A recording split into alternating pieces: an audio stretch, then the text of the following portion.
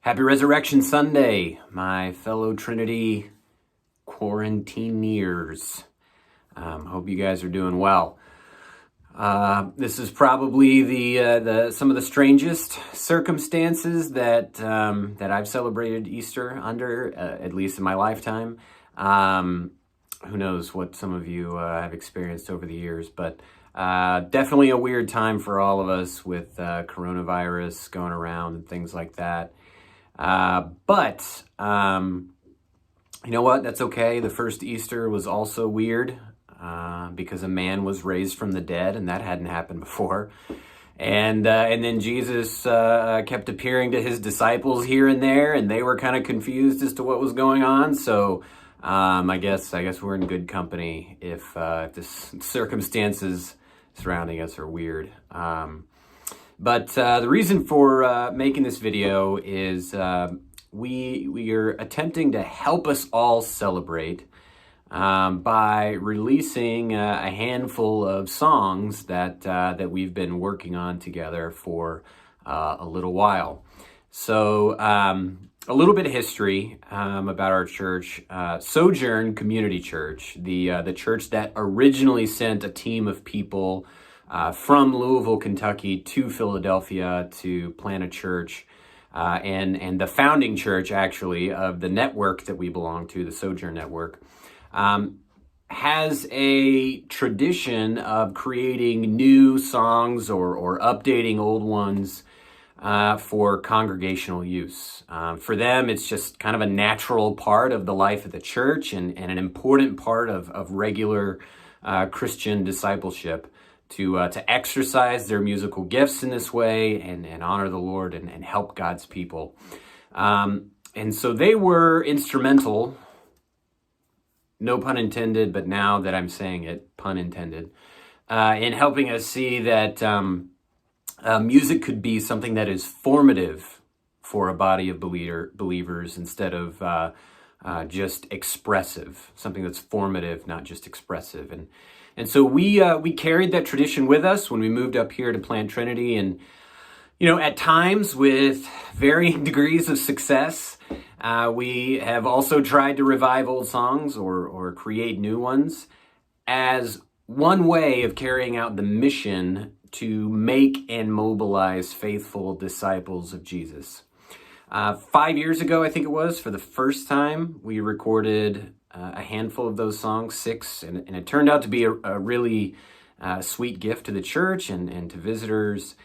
And it actually accomplished some of that original tradition that we inherited from Sojourn. We received messages from people talking about how they hear their kids humming the songs when they're by themselves playing, and how some of them play these songs to their kids when they go to sleep at night, or how those songs help them as adults sit in front of their computers at work and still have their minds on Christ.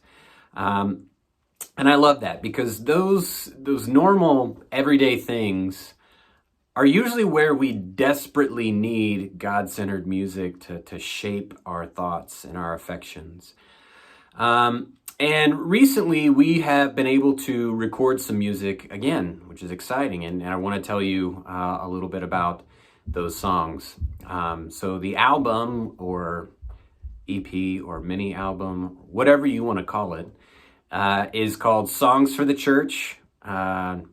Very simple and plain, because we wanted the heart behind these songs to be apparent, which is we wanted to make sure that we were giving songs to the church that were congregationally viable, things that a church could sing together easily and memorize and be done well enough that we could all take it home and sing it to ourselves.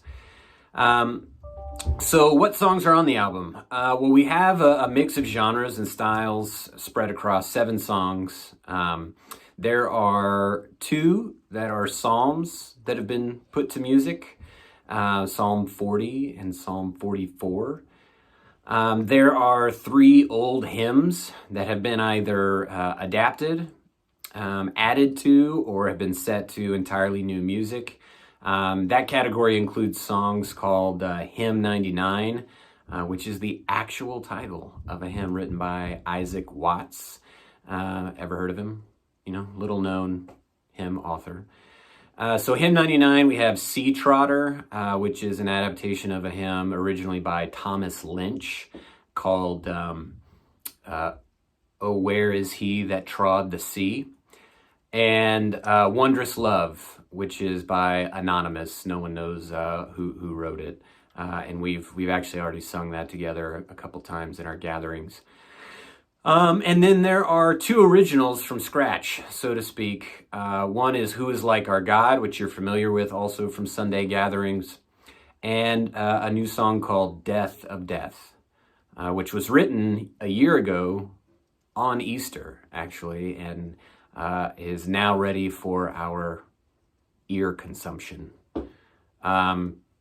So it's our hope that as you listen to these songs and sing along with them, that God's Spirit would encourage you during this time when we're kind of isolated and disconnected, and that the Spirit would remind you of your great Savior on this Easter and help your faith to endure, as we've been reading about in Hebrews together.